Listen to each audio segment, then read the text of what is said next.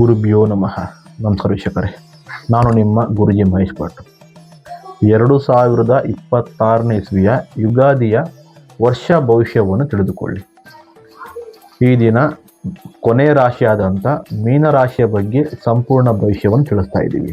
ಮೀನರಾಶಿಯು 26ನೇ ಇಸ್ವಿಯಲ್ಲಿ ಮಾನಸಿಕ ಶಾಂತಿ ಹುಡುಕಾಟದಲ್ಲಿ ಇರುತ್ತೀರ.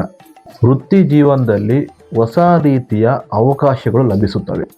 ಆದರೆ ನಿರ್ಧಾರಗಳು ತೆಗೆದುಕೊಳ್ಳುವಾಗ ಜಾಗರೂಕರಾಗಿರಬೇಕು.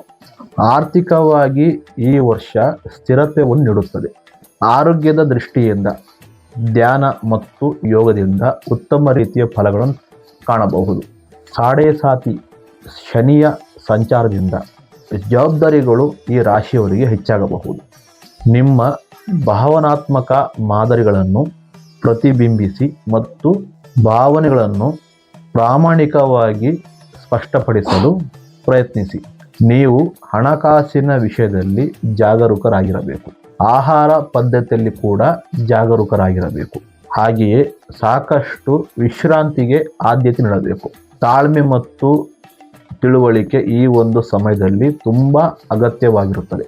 ಶನಿಯ ಸಾಡೆ ಸಾತಿಯ ಕಾಟದಿಂದ ವೈಯಕ್ತಿಕವಾಗಿ ಆರೋಗ್ಯ ಮತ್ತು ಆರ್ಥಿಕವಾಗಿ ತುಂಬ ಕಷ್ಟ ನಷ್ಟಗಳು ಅನುಭವಿಸುವ ಸಾಧ್ಯತೆಗಳು ಜಾಸ್ತಿ ಇದೆ.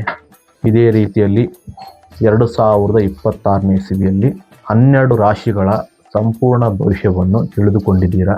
ನಮ್ಮ ಚಾನಲನ್ನು ಸಬ್ಸ್ಕ್ರೈಬ್ ಮಾಡಿ, ಫಾಲೋ ಮಾಡಿ ಮತ್ತು ಶೇರ್ ಮಾಡಿ.